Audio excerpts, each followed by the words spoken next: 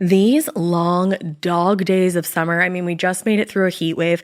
Mama was parched through this heat wave. I was hitting up Dunkin' every single day, and I will continue to probably for the rest of my days, but especially this summer. Dunkin' is helping everyone stay cool this summer with its lineup of refreshers. These drinks are packed with bold, fruity flavors and served ice cold. It's amazing. Dunkin' refreshers are the perfect afternoon pick-me-up. I like to start my morning with them personally, and then sometimes I go back for a second one because I'm just feeling crazy. They come in a variety of delicious flavors, including fan favorites mango pineapple and strawberry dragon fruit. And then for a limited time, there's black cherry and there's pink pineapple. I'm going to tell you something right now, and it's a bold claim, let me tell you, but I stand behind it.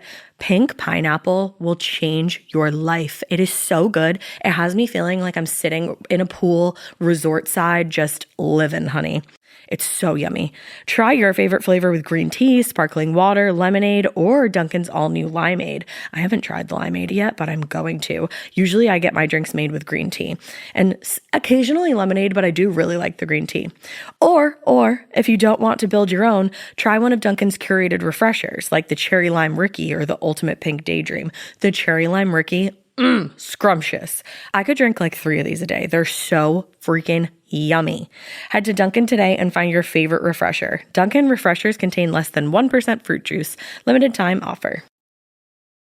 You know what's really terrifying? That unfinished college degree lurking in the background, just sitting there waiting for you. That's where Southern New Hampshire University comes in. With flexible online degree programs, there's no commuting, no rigid schedule, and no more excuses. Plus, they have some of the lowest online tuition rates in the U.S. Visit snhu.edu/morbid to learn more before your degree becomes just another story about what could have been. Chilling crime cases are mysterious, but finding coverage shouldn't be. With the State Farm Personal Price Plan, you have options and can personalize your plan to help create an affordable price so you can get back to cracking all of life's bigger cases. Talk to a State Farm agent today to learn how you can choose to bundle and save with the Personal Price Plan. Like a good neighbor, State Farm is there. Head to statefarm.com to get a quote. Prices are based on rating plans that vary by state. Coverage options are selected by the customer. Availability, amount of discounts and savings, and eligibility vary by state. Hey weirdos, I'm Ash. And I'm Elena. And this is Morbid.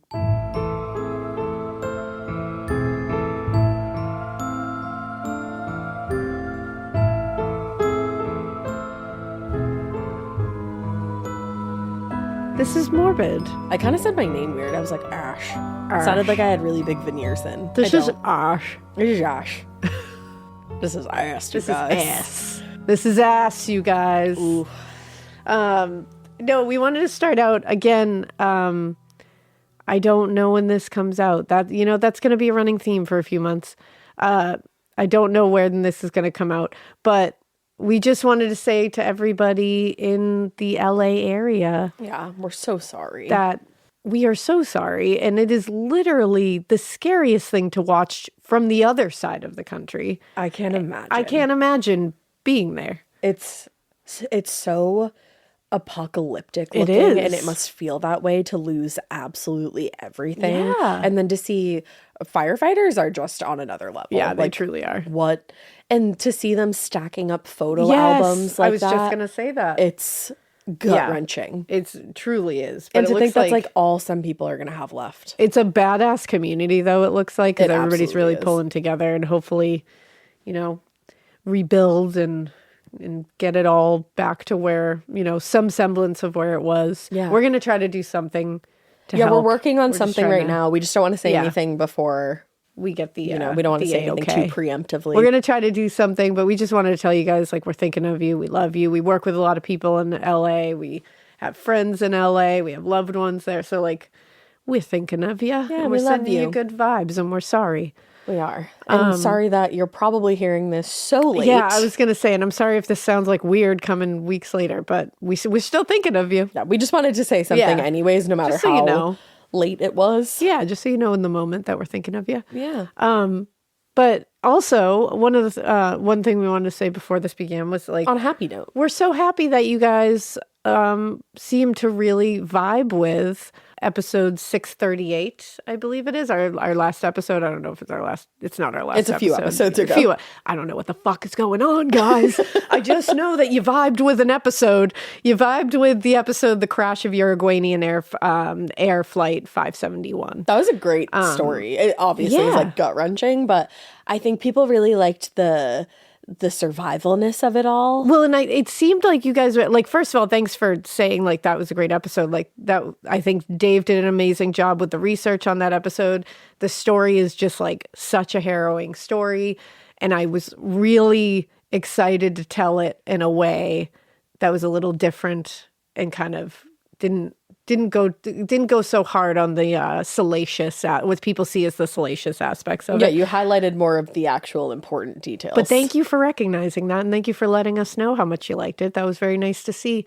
And I think you guys really vibed with how it was an episode about people like coming together to overcome seemingly impossible odds in a terrible, terrible, horrible, no good situation that seemed to have no positive like silver lining whatsoever. Mm-hmm. But because they worked together and they stayed together, they were able to get out of it. Topical. And I think that's important. Everybody work together. Let's stay all together. Work together. Let's stay together. Let's be kind to each other. Let's take care of each other. And lean on each other. Lean on each other. That's all. That's all we're saying. We're not going to get into a big thing. I'm just saying, like, let's all just work together here. Yeah, definitely. Because look at what terrible situation these people were able to get out of just by never giving up, never laying down and accepting what they thought their fate was. No matter how hopeless they felt. Insurmountable the odds seemed. The word insurmountable is just popping up in my life a lot lately. Really? And I just love it. I love words. I know, I do too. Like, words are great. I get it. I know that sounds like a stupid statement. Well, you're an author, so it doesn't. But I just really like words. No, I do too. Certain words. I also get an email every day with a word of the day. If you'd like me to tell you about it later, I got you. Let me just tell you about it right now. Tell me about it now. Maybe somebody else listening wants to get this email that's word of the day. Let me find it. It's fun. That's one of the reasons, because I'm telling, it's 2025. Why don't we just get like really vibey here for a minute? Because it's going to get really dark in a couple minutes. But 2025, guys, read a lot of books. Get off of social media. Get off of the doom scrolling. It's turned into kind of a shitstorm on there anyways.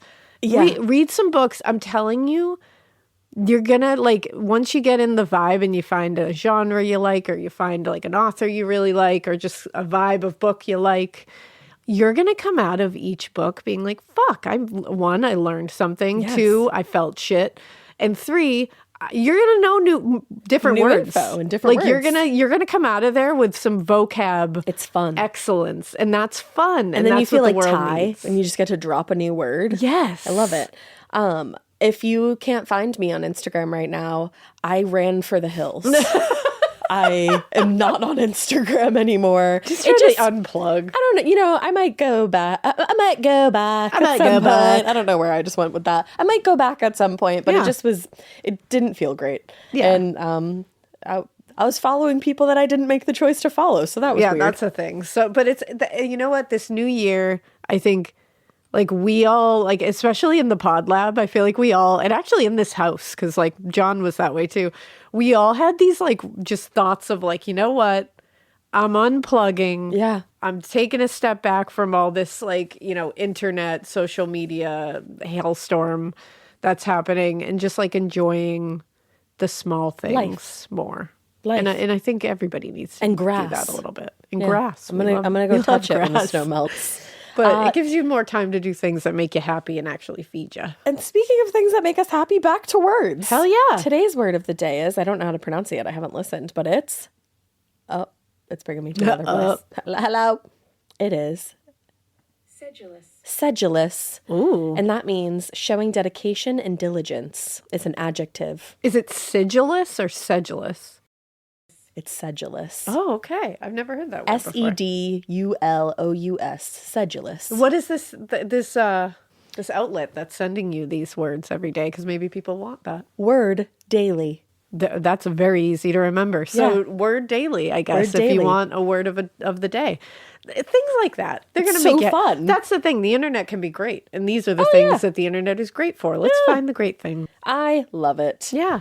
So yeah, that was a lot of, good stuff. Yeah. And here's a lot of bad stuff. I'm sorry. We're on part 3. So the good news is this is the end. We get to see Rodney piece the fuck out, go to jail, and then eventually die, which is awesome. He's going to shuffle right off this mortal coil. Get the fuck off this coil, we were all behind him, pushing him off. Bye. Bye. So, quick recap of part 2 for you. Rodney ended up serving less than 3 years for the attack on Tali Shapiro, which Disgusting. is fucking insane. And he was back prowling on the streets in no time. Shameful. With zero regard for being on parole. He had no regard for being on parole, and parole had no regard that he was on parole. Which I think is why he had no regard for being on parole, because if you don't see the parole people having any regard, you're like, why should I? There was just no regard to be found. Yeah, the regards were in short supply back then, I think. The regard was not in the room with us or anyone. No one could find it.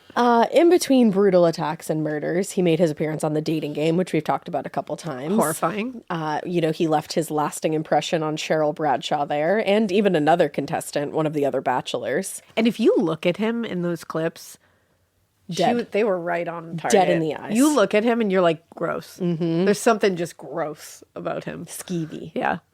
And finally, he was apprehended yet again, where he actually confessed to assaulting and raping a 15-year-old, Monique Hoyt, who bravely escaped and told police everything that happened to her.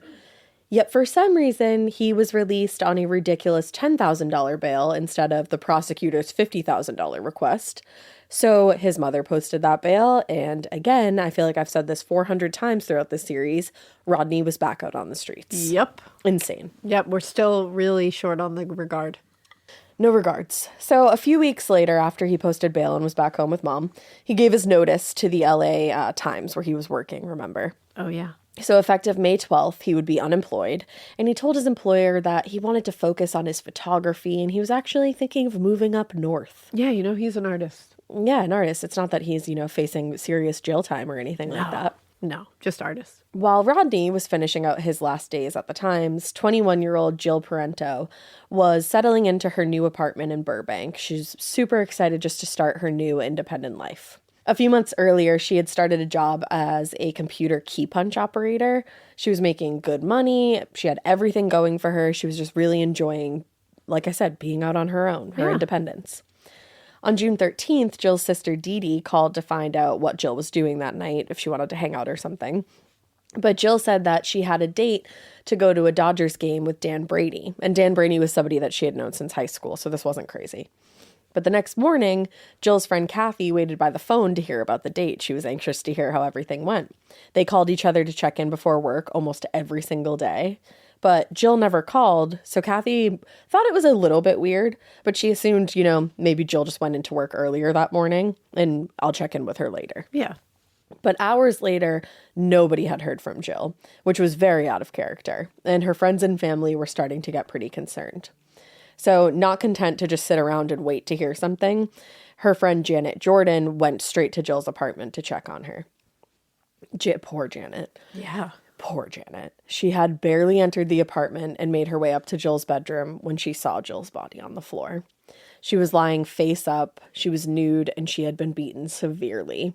Janet just ran out of there and ran to the closest phone to call the police. Burbank Detective Gordon Bowers was the first to arrive to the apartment, and he was met by Janet, who was so upset that she could barely even speak. Because one of the things you have to think about is she probably thought, oh shit, the person's probably still in this house. Yeah. Like the range of emotions and fear you would feel. Oh, yeah. There's immediate fight or flight, and flight would absolutely kick in. So she was so upset she could barely talk. Additional officers arrived a few minutes later.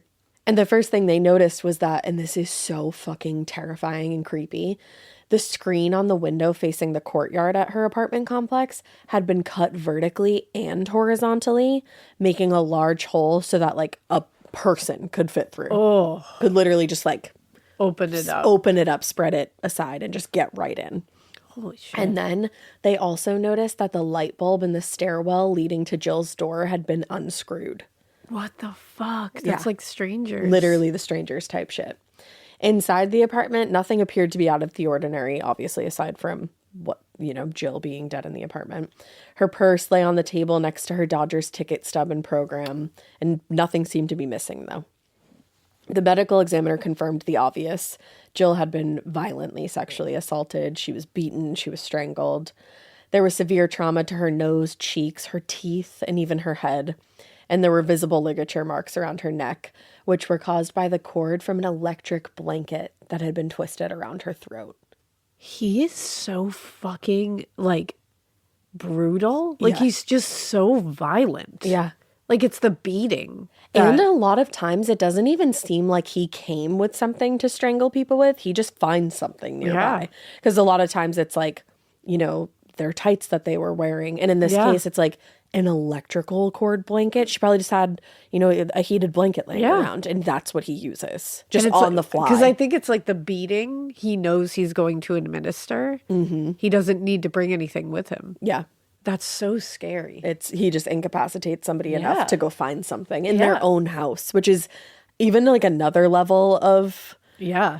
I don't even know what the word is. Yeah. Now, nearly everything in the bedroom, from the walls to the clothing scattered around the floor, was splattered with blood everywhere.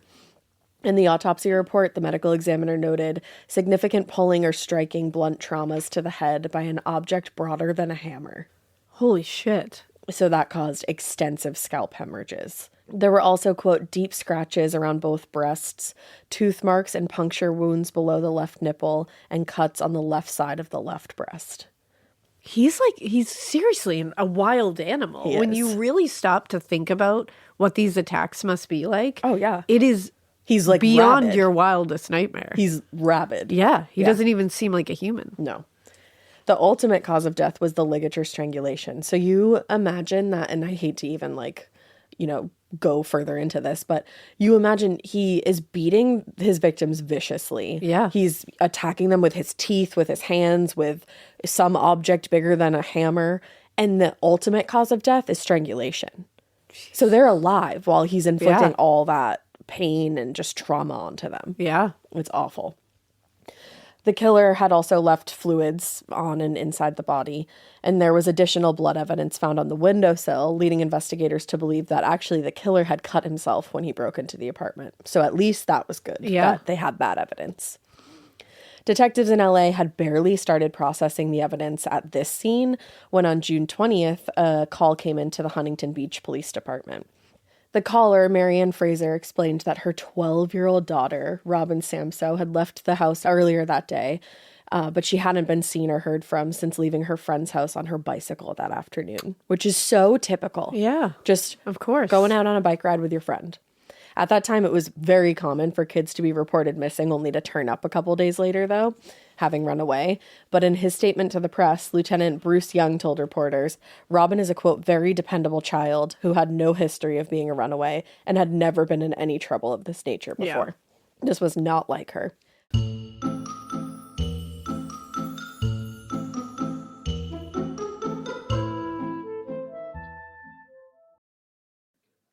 This part of the show is brought to you by Anua, the Korean skincare brand known for scientific, gentle, yet effective formulations.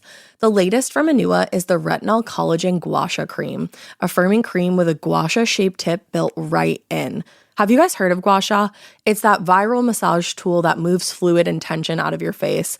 Less puffiness, a snatched jawline, honey, more definition in your face. Retinol firms and reduces fine lines, and collagen keeps your skin plump and structured. This cream has both of those things, arguably the most optimal combo for that snatched, lifted look all in one step. I am obsessed with the Gua Sha cream. First of all, it feels so cool to the touch. When you put that on your face, it's just like, this is lovely. It's like a little spa treatment that you can give yourself. I like to do mine at night after I get out of the shower. I rub the cream on my face with the little gua sha. I'm sculpting that jawline, honey. I got it on the cheekbones. And actually, I had a facial the other day, and the lady doing my facial, the professional, she said, do you use a gua sha at home? And I said, I do. And I said, how did you know that? And she said, I didn't have those little bumps in my chin or different areas like that. So she could tell that I was using the gua sha. And I said, oh my God. I just feel like I wake up less puffy in the morning when I do it the night before. But you can do it whenever you want to. I, 10 out of 10, recommend this product. The Anua Gua Sha Cream Value Set is available at anua.com, already discounted. Use code MORBID for an extra 10% off. That's ANUA.com, code MORBID. Chilling crime cases are mysterious, but finding coverage shouldn't be. With the State Farm Personal Price Plan, you have options and can personalize your plan to help create an affordable price so you can get back to cracking all of life's bigger cases. Talk to a State Farm agent today to learn how you can choose to bundle and save with the Personal Price Plan. Like a good neighbor, State Farm is there. Head to statefarm.com to get a quote. Prices are based on rating plans that vary by state. Coverage options are selected by the customer. Availability, amount of discounts and savings, and eligibility vary by state.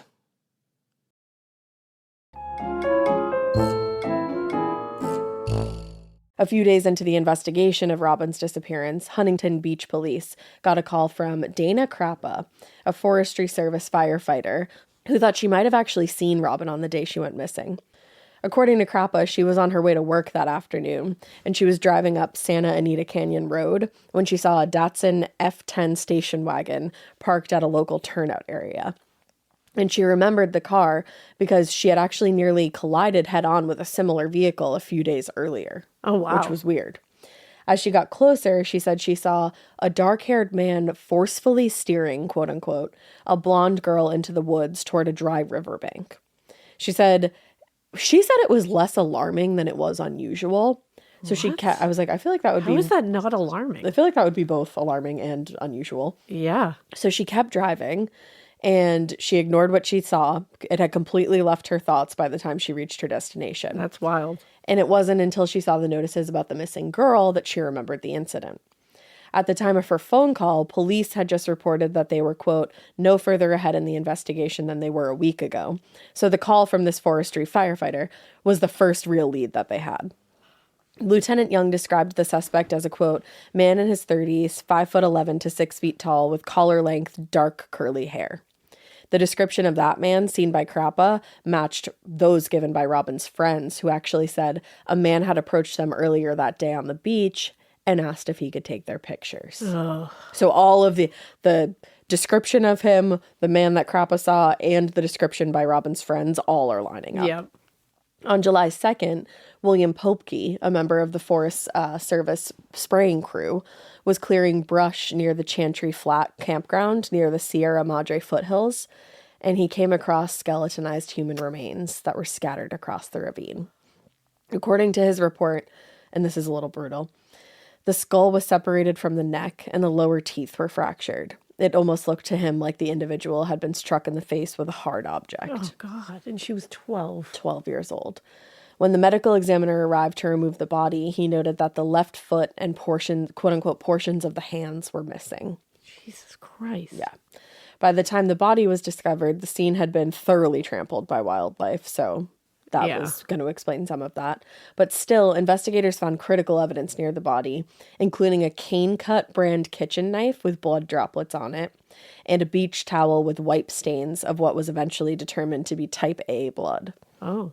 Nearby, there was additional blood evidence found among a pile of rocks and leaves, but there was no clothing found at the scene other than one tennis shoe that bore the name Robin on the inside. Oh, God. Just one tennis shoe.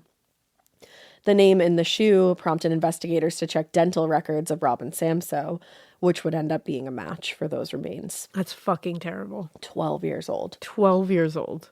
The medical examiner would later conclude, actually, that the most likely cause of death in Robin's death was stabbing. Holy shit. Yeah.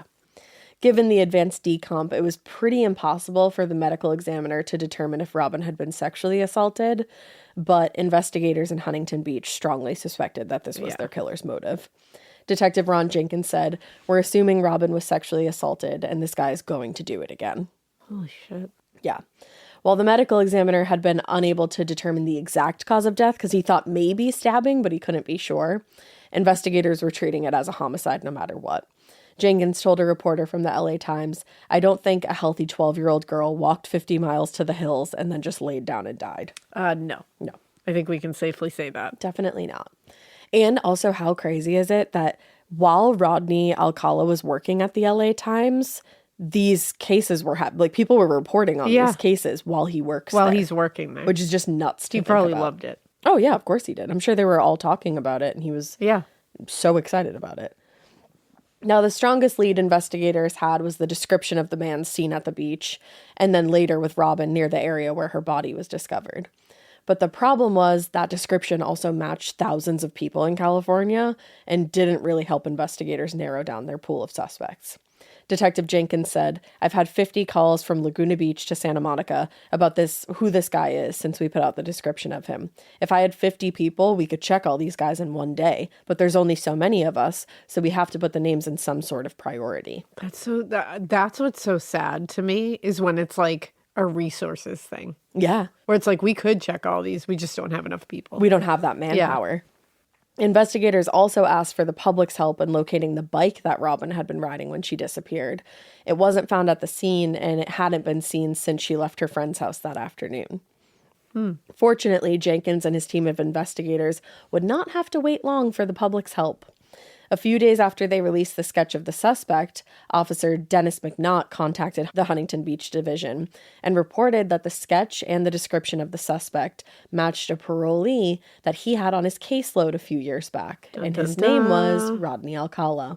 So we love a parole officer finally coming through. Thank goodness. Yeah. It's about time. It's about time.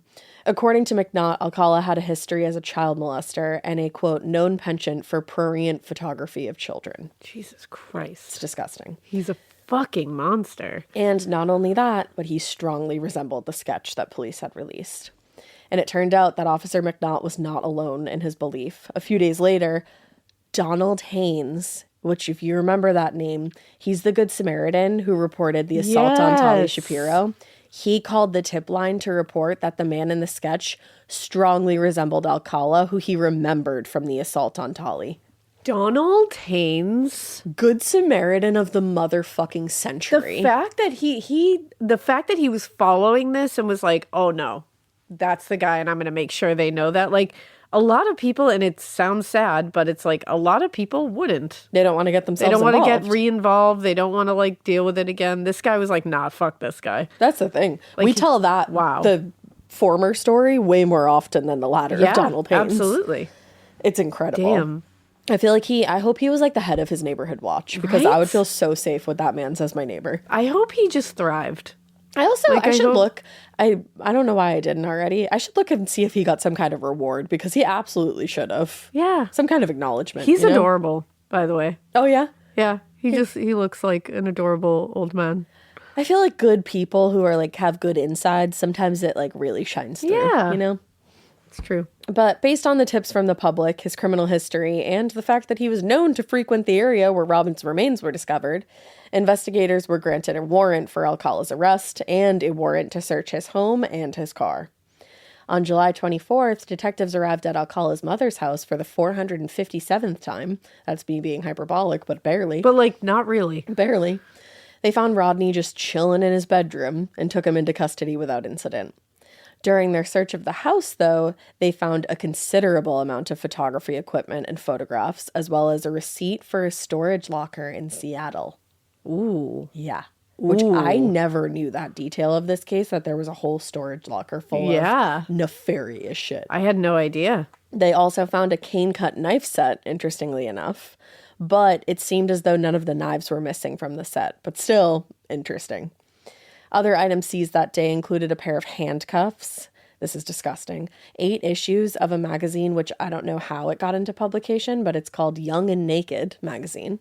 Are you fucking kidding me? Yep. Get it together. Disgusting. Get it fucking together. They found a leather bullwhip and over 1,000 photos, negatives, and slides. Jesus Christ. Mm-hmm. He was booked on suspicion of murder, though he claimed that on the afternoon that Robin went missing, he was at Knott's Berry Farm Amusement Park being interviewed for a photography job. Oh, you're at an amusement park? That's good. Isn't that interesting? That's disgusting. Regardless of his supposed alibi, he was put into a Huntington Beach jail cell, and his bail was set at a $250,000, a sum far beyond his mother's reach this time. Thank goodness. Thank goodness mom can't come bail this fucker out. Honestly, mom should be ashamed of herself. Yeah, I'm glad you said it because I completely agree. Yeah, you just, I don't, like, you can agree or not. Whatever. Yeah. But there's a certain time when they have to face the music. When the police continuously come to your home saying your son is accused of doing this crazy ass shit. You can't enable a child who is a grown adult now. It's not like they're a child. It's not like you're saving a child from, Yeah. This is a grown adult. Absolutely. He's making stupid decisions and he's hurting people. It's time to start holding him accountable for it. Well, and it's not like the police just came and said, No. he's a suspect, he's a suspect, he's a suspect. That happened. But also he was convicted multiple times of That's the thing. horrible, horrible crimes. Yeah. Like, And that's the thing. It's like, it's time to start letting the justice system hold him accountable. yeah. So a few days after his arrest, Alcala's sister came to visit him in the Huntington Beach jail. During their conversation, guards overheard Rodney and his sister talking about a storage unit in Seattle, and they heard him say to her, "Do me a favor, get the stuff out of there, get it cleared out." Holy shit. Like, you didn't think anyone was listening to your conversation in prison, sir? Like, really? Okay. He's like, I bet this is totally like off the record. Yeah, totally. No one's going to hear this. No one's listening. Prison is a place where no one hears anything. It's cool. The calls aren't wired or anything Absolutely like that, not tapped. No. But intrigued at the thought of what Alcala could be hiding in his storage locker, detectives Ed McLaren and Craig Robinson got a warrant to search that unit, and they flew right over to Seattle. When they reached the storage shed, however, they found that it was locked with not one, but 2 padlocks.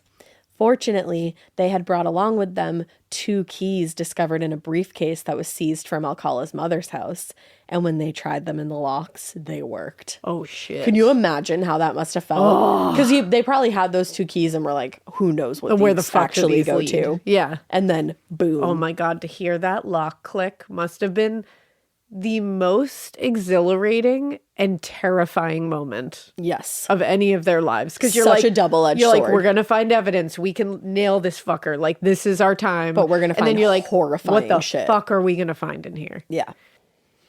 Inside the storage unit, McLaren and Robinson discovered what appeared to be an assortment of personal belongings, including cold weather clothing, kitchenware, more than 1,700 photographs. Oh, God. A large number of photo slide carousels, including one marked, and this is awful, Tali VA rape.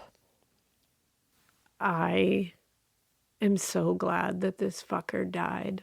Same. And I hope it was so painful. Awful. I Same. hope it was an awful death. I hope he felt every second Yep. of every horrific feeling one could possibly feel. I hope Rodney Alcala got the same kind of experience that Angelus had on Buffy, Yes. where the soul suddenly hits and every bad thing you've ever done rushes. Like, I hope Yeah. he had to feel every bad thing he's ever done. Yeah. And the simultaneous feeling of like a bunch of nails lifting his fingernails. Yeah. I hope. You know? That's what I hope I hope for him. that. They also found another photo slide carousel that was marked Ode to New York by John Berger. So boom, alias. Wow. Dumbass. He's also, I'm so glad he's so fucking stupid. Same. Like, that is helpful. Same. Very helpful when they're dumb as fuck. That's the thing. They also found several pieces of jewelry, and among that jewelry, the detectives found a pair of gold earrings that matched those described by Robin Samso's mother, which she was Robin. wearing on the day she went I missing. remember Robin was 12. 12. I remember Tali was 8. 8. Like Like, do not not that, I'm forget not that. taking away from the young women that also lost their No, lives. there was It's just like, 15-year-olds. man, he really hit every age group. He had no Actual profile except for woman. exactly. Yeah. And he liked Woman young or girl. women. Yeah. He's disgusting. On July 26th, he appeared in municipal court where he was arraigned on charges of kidnapping, lewd or lascivious acts upon a child under 14, first-degree murder, and robbery.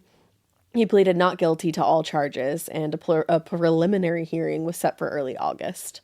At the same time, the judge ordered that Alcala would finally be held without bail. Yeah. I said bail, thanks. very weird there. Thanks, guys. Yeah. For finally doing that. Thanks. Yeah. While he sat in a jail cell awaiting trial, investigators started combing through the photos and negatives discovered in the storage unit, which must have been fucking awful. It takes, I don't think we think enough, like the average person, about the kind of shit that the people who go to these crime Detectives. scenes and detectives have to see Yeah. and have to comb Crime through scene and then have to analysts. just like place aside and move on to the next one. Like, these people have to comb through stuff like that and then go eat dinner with their family. Yeah. Like they have to see these awful pictures of an 8-year-old girl being assaulted and brutally like harmed and attempted to be murdered. And then some have to go home and see their child. Yeah.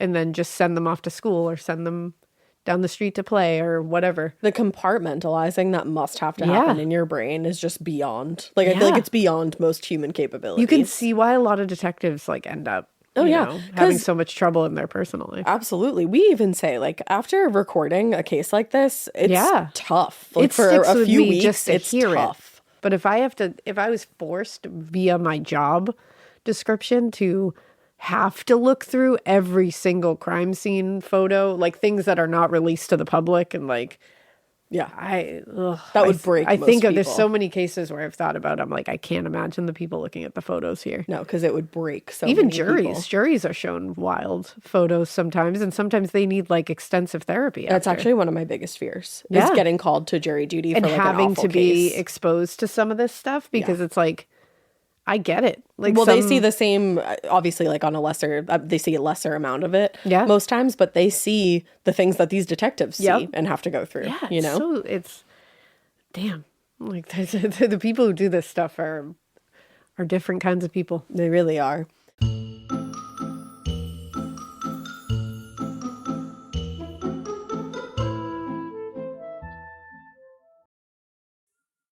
Getting scared is one thing. Getting a thrill is, well, you want more of those in your life. The Genesis GV70 is built to thrill, baby. A thrilling yet elegant design always makes driving the GV70 an exciting adventure. Its powerful athletic stance screams performance and turns heads. Everybody's looking at you, girl, or boy, or whoever. Command the road and experience a class-leading standard 300 horsepower. Oh my God. Plus, discover the different dynamic drive modes for all different terrains. Choose between the different terrain modes for whatever road conditions you may encounter. The Genesis GV70's award-winning technology and performance lets you drive with comfort and drive with confidence all at the same time. It's an exciting SUV with intuitive tech that can make your ride smooth even when the road isn't. And its blind spot cameras allow you to see what's next to you. It's like having eyes on the side of your head. That's pretty iconic. Its performance, by the way, is measured not only in power, but in how it makes you feel confident, sexy. The Genesis GV70. Learn more at genesis.com and feel the GV70. This episode is brought to you by SoFi, the all-in-one finance app where you can bank, borrow, and invest all in one place. Let's talk about bank accounts for a second. The average bank savings rate is 0.39% in interest. You're earning pennies on your savings, and it doesn't have to be that way. But with SoFi's high-yield checkings and savings, the money barely making moves sitting in your savings account can earn over 8 times the national average savings rate with eligible direct deposit. No account or overdraft fees. We love transparency. You can get your paycheck up to 2 days early, plus get up to a $300 welcome bonus when you sign up with eligible direct deposit. Sign up for SoFi checking and savings at SoFi.com/morbid. SoFi checking and savings is offered through SoFi Bank, N.A., member FDIC. Terms apply.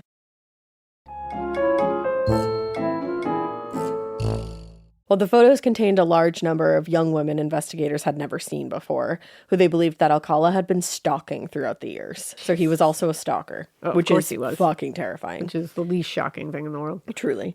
They also discovered a photograph that appeared to have been taken at Huntington Beach on the day that Robin went missing. So there went that alibi. Yep. Yeah. There that goes. So the image was actually published in papers across California to be like, hey, who is this woman? Do you have any information? Detectives were contacted by Lorraine Watson, who was the young woman in the photo, and she confirmed the day that the photo was taken, effectively undermining his claim that he was at a job interview that day. What a dumb shit. Truly. And what just a dumb shit. The detective work there to be like, maybe we can track this girl down. Like, if you're this shit girl, that contact blows us. my mind. When they can It's get awesome. that stuff done, I'm like, hell yeah. It's awesome. Yeah. Rodney Alcala's trial was delayed multiple times as the defense filed one motion after the other to get testimony and evidence suppressed, most of which were unsuccessful, luckily. And the trial finally got underway in February of 1980, with Deputy District Attorney Rich Farnell acting on behalf of the state and John Barnett working on behalf of Alcala. The state's case was pretty straightforward. Alcala had met Robin Samsoe on or near Huntington Beach on the afternoon that she went missing, and he had taken her up into the mountains, stopping at marker 11, where he sexually assaulted and murdered her. Ugh. In support of that theory, they called several witnesses, including the 2 teenage girls that Alcala had approached with his camera earlier that day. Another young woman, Lori Wirtz, also testified that Alcala had taken her photo on the beach that afternoon. So he was just... Yeah, he was just out there. Prowling on the beach, taking pictures of everybody he possibly could. And all of these women undermined his alibi, which was perfect because now the jury is listening. Yeah. Those witnesses helped to place him at the scene, but the state's most significant witness was Dana Crappa, that firefighter who saw Alcala with Robin on the afternoon that she was killed. Unfortunately, while she did appear in court to testify, her testimony was a major revelation to both the prosecution and defense, who were not expecting the story she told, because it was quite different than what they had both originally heard. Oh, Lord. Initially, she had testified that she had seen Alcala and a young blonde girl headed into the woods on the night of June 21st, and that was her extent of involvement in the case. But since Alcala's arrest, she had become uncooperative with police and was very cagey about the testimony that she had given in previous hearings. At a hearing in February 1980, Alcala's defense attorney, John Barnett, pressed Crappa about the truthfulness of her statements, and that's when she started telling a very different story than anyone had heard. Interesting. According to her, she had seen Alcala on the day of the murder, just like she had told investigators, but there was a great deal more to it that she hadn't said. It turned out that just a few days later, on June 25th, she returned to marker 11 where she had previously seen Alcala. She said she parked her car, but she left the engine running, and she walked a little way up the trail to investigate. She said she hadn't made it very far when she noticed a foul smell in the air, and a few feet away she saw various pieces of clothing, including that tennis shoe, a pair of shorts, and a t-shirt. And remember, they didn't find any clothing at the scene. A few feet away from the clothing, she said she spotted a body. She said, quote, "It was missing the hands and the feet. It was pretty cut up on the torso, arms, and legs. It was bloated like an animal gets when it sets a while." She claimed she was horrified and she ran back to her car and then drove to her parents' house where she said nothing about what she had found. I don't get that. A few days later, she was working on a spraying crew in that same area. Wait, so, babe, you just went back to work? You just went to work? It gets a lot worse. Like, what are you doing? Nothing good. You just going back to work? Nothing to be proud of. What the fuck? So she goes back to work and she's in that same area, and she and William Popke came upon a pile of bones. Believing them to be the remains of a deer or some kind of other animal, she said William actually picked up one of the bones and, quote, tossed it at Crappa as a joke, though she admitted she knew that they were not animal bones. Later that night, she returned to the scene again. It was dark, but in the light of her flashlight that she brought along with her, she said she could see some of the girl's blonde hair and the pile of clothing still near the body. There were obviously signs of further decomposition, and she said the right arm appeared to be missing at that point. 3 days later, while working with the spraying crew, was when William Popke finally discovered the remains of Robin Samsoe. I am literally shocked. Without words. This is the most disgusting behavior outside of, like, being a murderer. It's also just bizarre. You're like, is that true? Like, or are you... Why would you lie about that? Why would you lie about that? But why did you lie in the first place? And this story is way worse than the... so fucking bizarre. I get why she lied about it in the first place, because the actual truth that she was forced to tell under oath so much worse. Is so bad and makes that person look so fucked up that you're not gonna... Well, and also at that point, you're not gonna believe anything they say because they've already lied so much. That first story was to cover up what this looks like. It is? Because to me, this looks like, what the fuck is wrong with you? Well, I mean, yeah. Why the fuck are you out here walking around? Why are you returning to the scene multiple times? You are returning multiple times? That's insane behavior. Because it's also like, okay, what's wrong with you? Oh, so much is wrong with them. Like, let's pull you aside when this is all said and done. I'd be like, we need to take a real hard look into this person's background, because what the fuck is going on there? The new version of events was not only a stunning discovery to Elena, but also the prosecution and the defense, and me as well. The prosecution and the defense had suspected that she was withholding something, but didn't expect that it was so significant. When asked why she hadn't said anything about any of this before, she said, "From the very beginning, I was trying to find a way out. I did not want to testify. Blaming it on my imagination was easier to say than actually saying I believed it." Here's the thing. I get that. I get you saying I didn't want to testify. I get it, because I think about that all the time, that if you just happen to stumble upon a body, you're now fully involved in that investigation, and that sucks. That's a nightmare. Because you didn't ask to be fully involved in that. It sucks ass. It's a lot of weight to carry. I totally get that. Hearing that makes a little...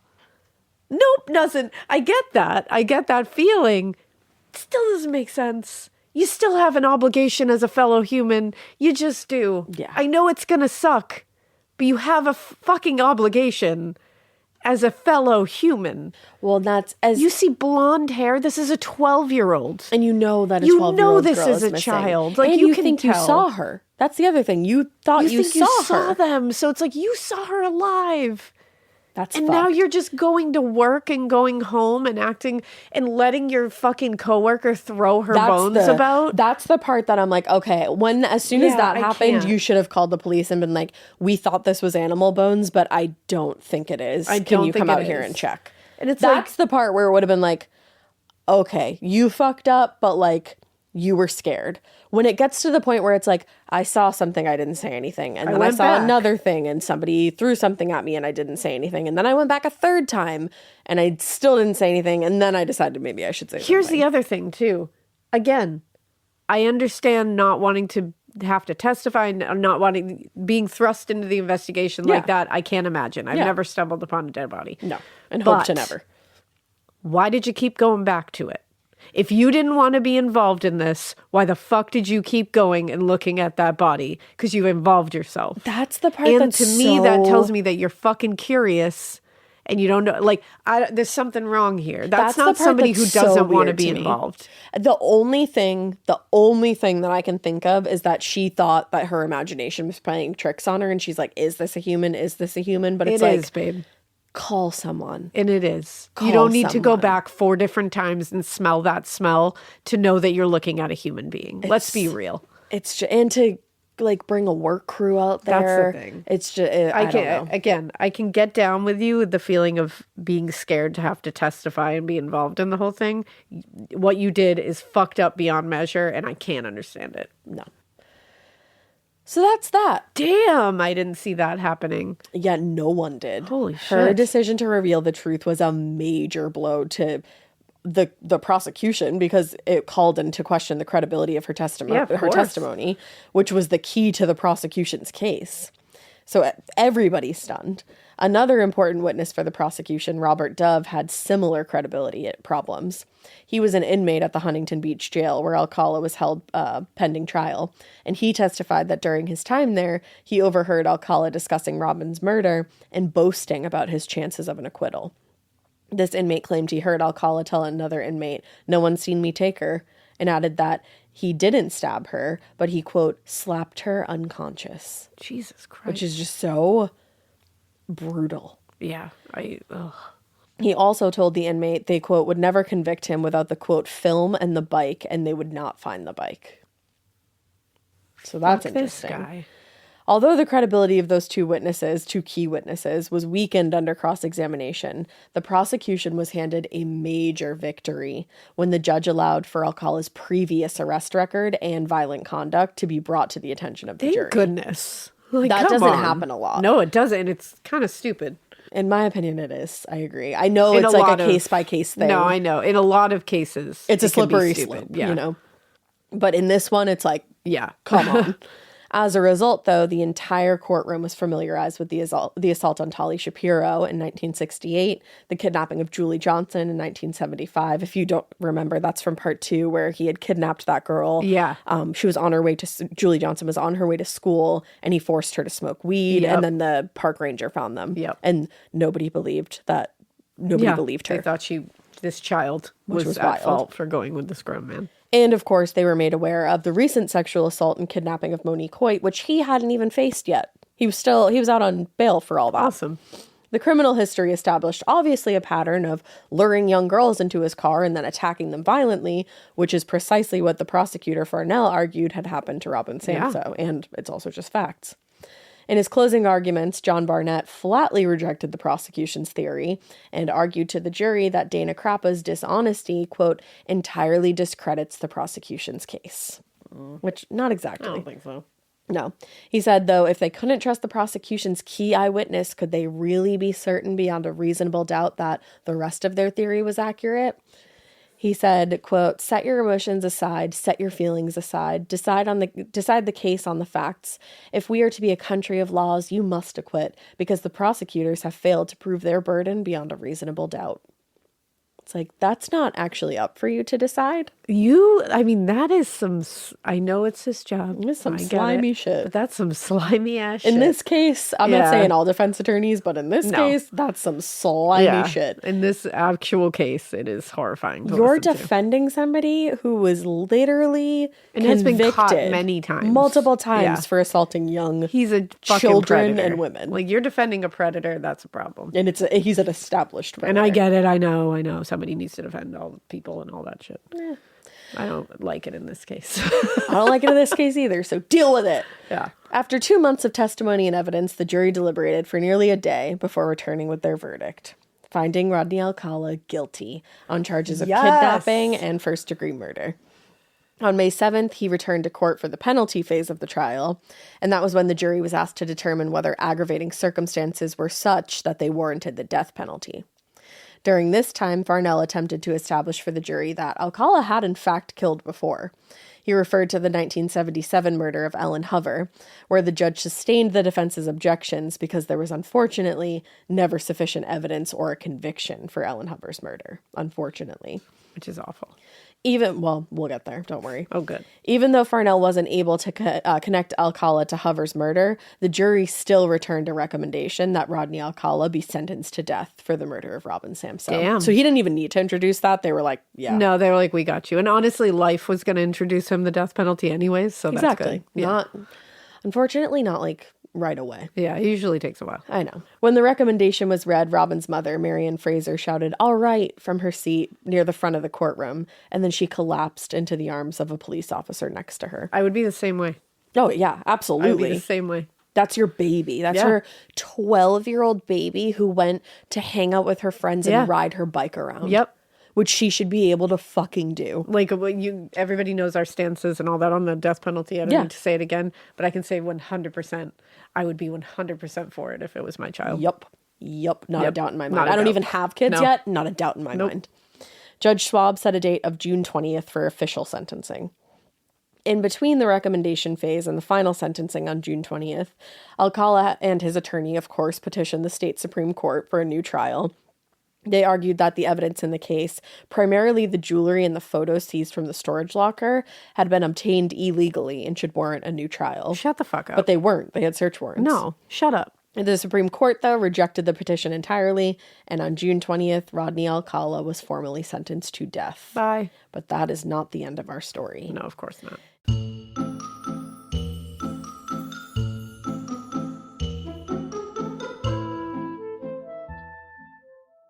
This episode is brought to you by SoFi, the all-in-one finance app where you can bank, borrow, and invest all in one place. Let's talk about bank accounts for a second. The average bank savings rate is 0.39% in interest. You're earning pennies on your savings, and it doesn't have to be that way. But with SoFi's high-yield checkings and savings, the money barely making moves sitting in your savings account can earn over 8 times the national average savings rate with eligible direct deposit. No account or overdraft fees. We love transparency. You can get your paycheck up to 2 days early, plus get up to a $300 welcome bonus when you sign up with eligible direct deposit. Sign up for SoFi checking and savings at SoFi.com/morbid. SoFi checking and savings is offered through SoFi Bank, N.A., member FDIC. Terms apply. Getting scared is one thing. Getting a thrill is, well, you want more of those in your life. The Genesis GV70 is built to thrill, baby. A thrilling yet elegant design always makes driving the GV70 an exciting adventure. Its powerful athletic stance screams performance and turns heads. Everybody's looking at you, girl, or boy, or whoever. Command the road and experience a class-leading standard 300 horsepower. Oh my God. Plus, discover the different dynamic drive modes for all different terrains. Choose between the different terrain modes for whatever road conditions you may encounter. The Genesis GV70's award-winning technology and performance lets you drive with comfort and drive with confidence all at the same time. It's an exciting SUV with intuitive tech that can make your ride smooth even when the road isn't. And its blind spot cameras allow you to see what's next to you. It's like having eyes on the side of your head. That's pretty iconic. Its performance, by the way, is measured not only in power, but in how it makes you feel confident, sexy. The Genesis GV70. Learn more at genesis.com and feel the GV70.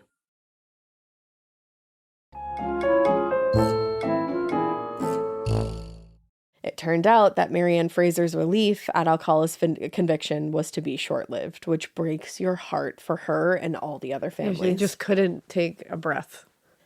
This family and most of the families just got tormented. Yeah. Tormented for years. It ultimately took, I think, 3 trials.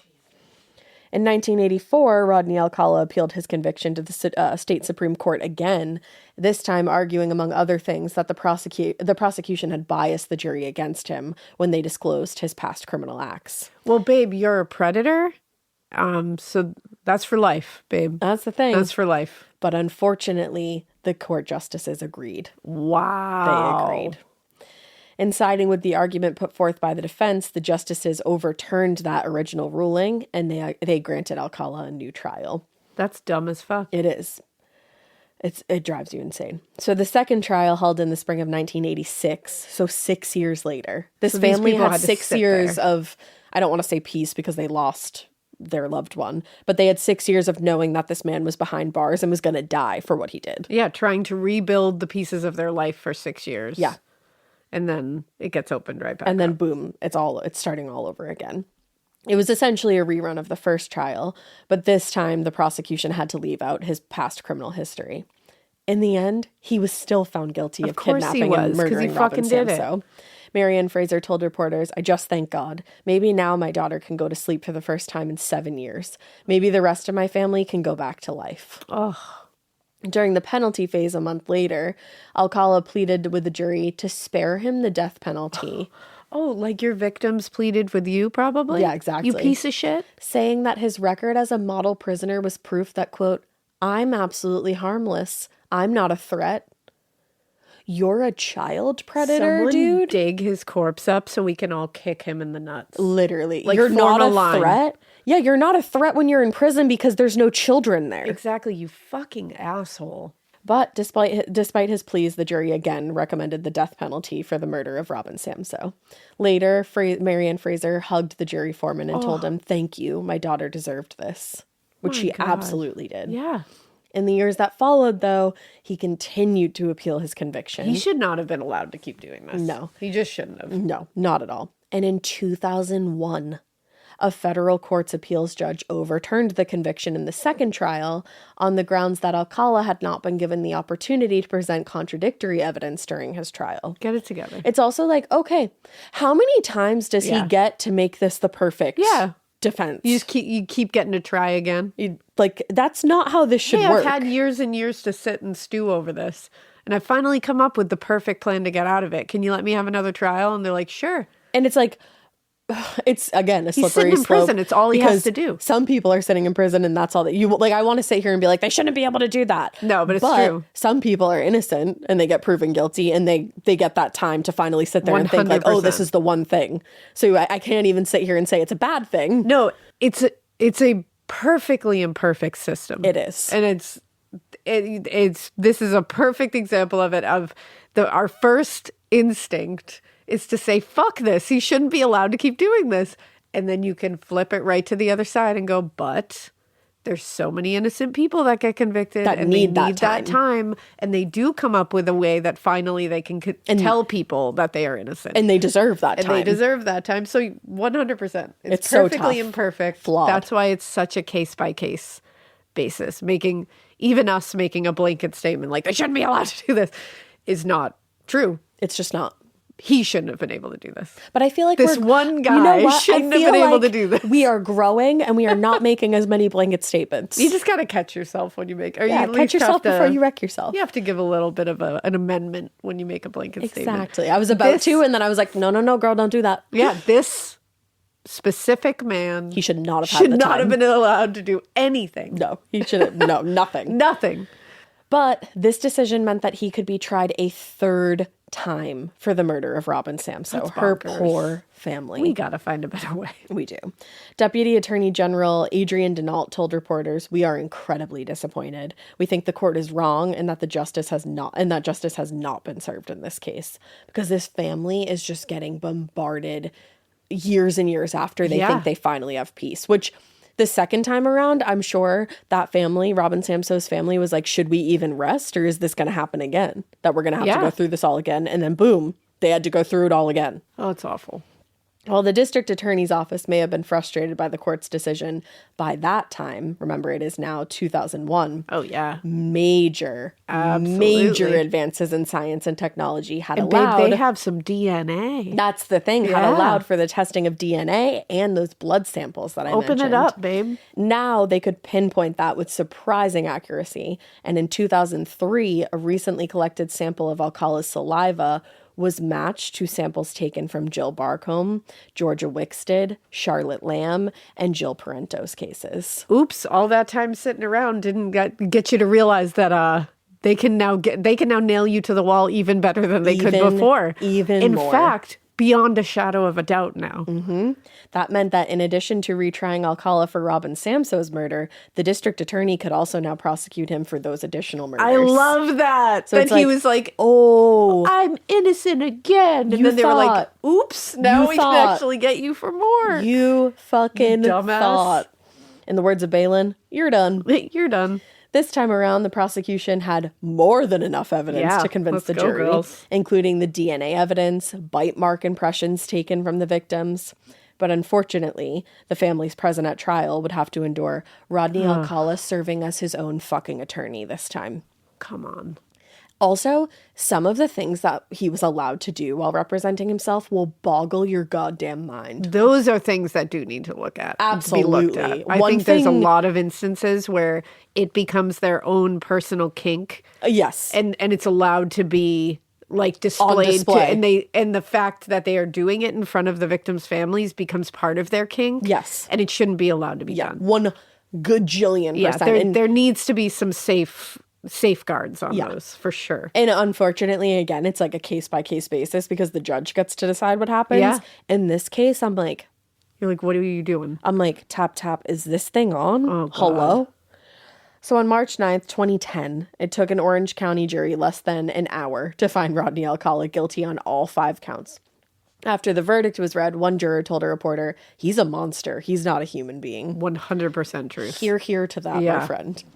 Before the jury announced their sentencing recommendation, though, Alcala again asked that he be spared the death penalty, and actually at this point wanted to be granted clemency. No. You good? You good, bro? He said, "Let me put the death penalty in perspective for you. If you desire to join in the killing of a human being, you and the families of all the victims will have to wait at least 15 to 20 years while the case slowly churns through the appellate process." What? Are you really trying to be like, let me explain it to... Are you trying to mansplain the death penalty to everybody? It's like, yeah, we know. People will wait 20 years to see you die. With bated breath. Yeah.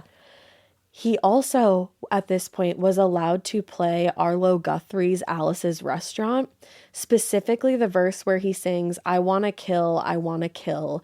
I want to see blood and gore and guts and veins in my teeth. Eat dead burnt bodies. I mean kill, kill, kill, kill."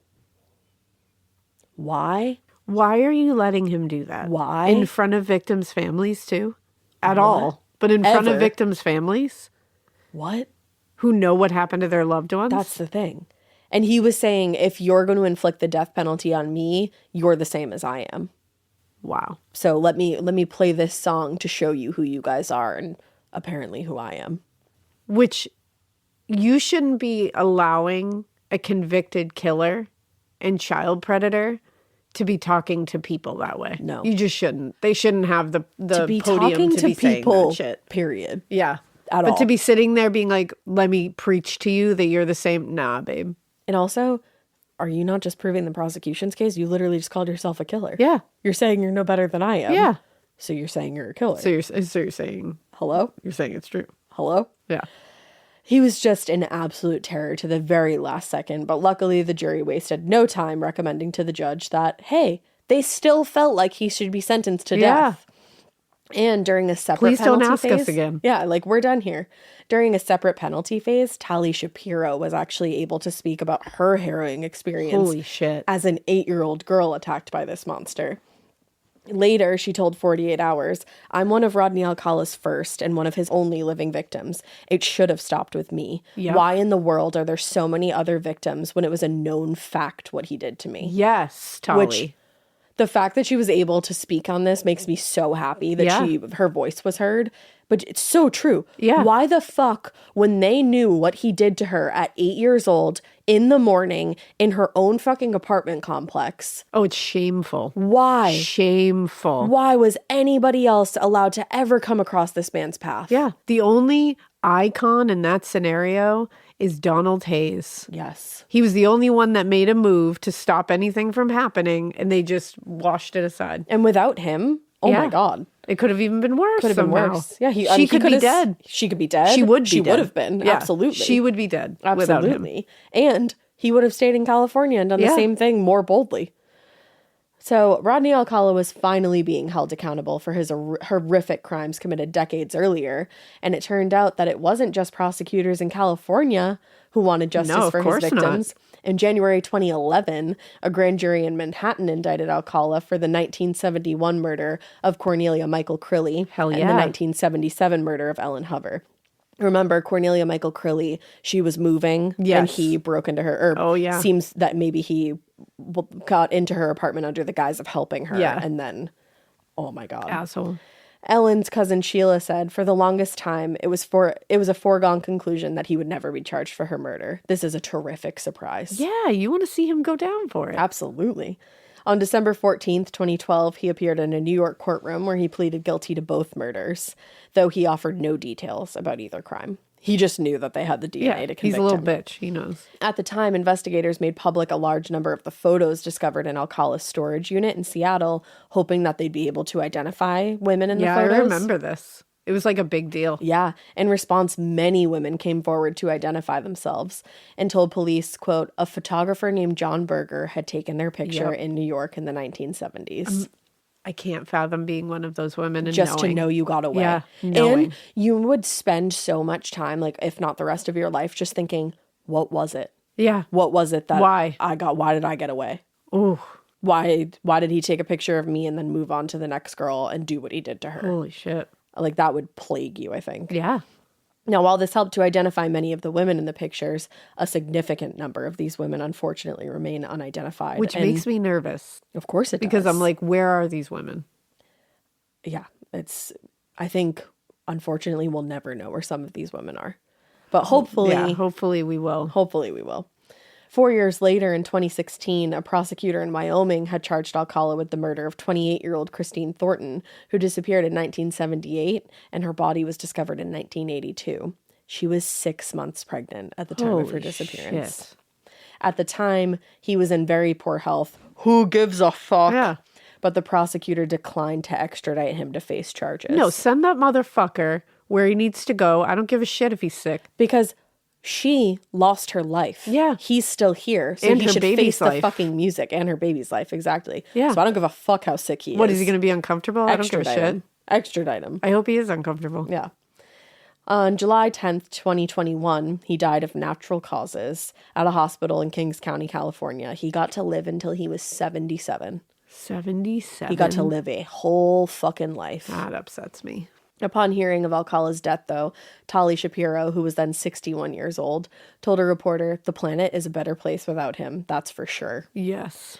Now, at the time of his death, though, he was still suspected of murder by investigators in Los Angeles, Seattle, Arizona, New Hampshire, and Marin County, California. Oh, I'm sure there'll be more things that come out. And so many more cases, I think, will be connected to him because he left DNA at so many of these cases. Yeah, he did. So there's definitely hope that some people will finally have answers to their loved ones' murders. But what a fucking monster. He is one of the worst people that we've ever talked about. Truly. We talk about horrible, horrible, horrible people, and he is up there with the worst of them. I had no idea. I knew he was really bad. Same. I had no idea how bad. I had absolutely no idea. I really didn't. Going into the details, reading some of them, oh my God. Yeah. Oh my God. Like, holy shit. Yeah. So I think maybe for our next case, we'll do something a little fluffy, a little light. And if you need a, palate cleanser after this, which I'm sure you do, go listen to the Rewatcher. Yeah, we're talking about Buffy, in case you haven't listened to it. Ash hasn't seen the whole Buffy series. She's watching it for the first time. I've seen it a million times. And we have Mikey on there with us, who has also seen it a million times. So Elena we got and Mikey are varying my degrees watchers. of Buffy watching this.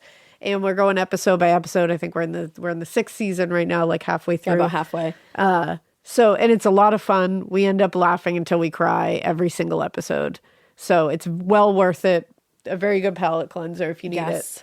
And if you don't watch Buffy or you're not into that, we also have Scream with Caleb, where we cover horror movies. Or you can listen to both and be into all of it. Scream is also a place where we end up laughing so hard we cry every single episode. Somebody said that they ran out of morbid episodes and went to Scream, and they were like, "I did not think it was going to be this funny. Holy shit, you guys." We literally cry laughing. Like, there have been times where I've had to run out of the room because I'm going to pee my pants. Literally. Yeah. So definitely if you need a little lighter stuff, those are the way to go. Actually, a perfect palate cleanser for you guys. Our next episode, we're going to be talking to the two directors of this new docuseries on Netflix. I think it dropped December 11th. It's Kings of Tupelo.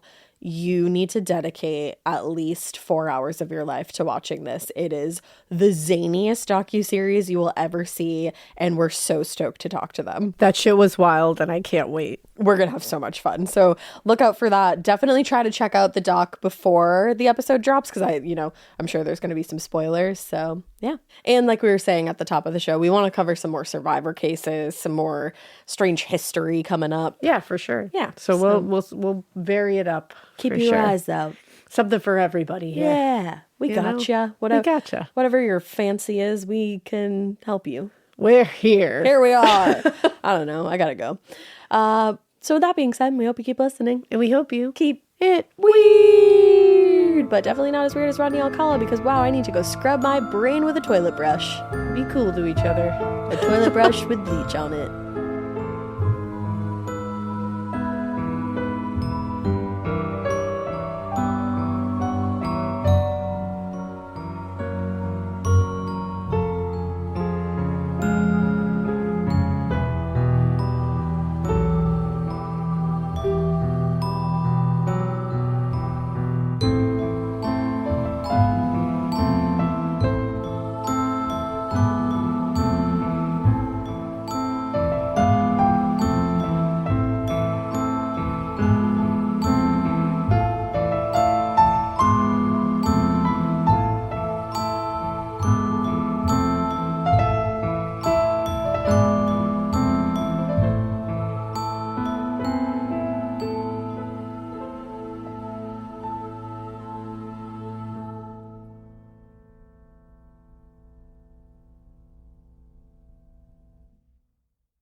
Talk about regrets. We all know someone who's been in a car accident and said, "I don't need to call a lawyer," only to regret it after their pain and damages were worse than expected. When someone hurts you, you deserve to be compensated fairly. Morgan & Morgan is America's largest injury law firm, fighting for the people for over 35 years. Injured? Visit forthepeople.com/podcast. That's forthepeople.com/podcast. Their fee is free unless they win. Traditional home security only alerts you after a break-in, and that's too late. Simply Safe is changing that. Stop. This is Simply Safe. Police are on the way. We don't just alert. We stop crime before it starts. Simply Safe. Plan starting around $1 a day. Save 50% on your new system with professional monitoring at simplysafe.com/SXM or with promo code SXM. Outdoor deterrence requires a Simply Safe Active Guard outdoor protection plan starting at $49.99 a month. Visit simplysafe.com/licenses for alarm license information. Tennessee 2012.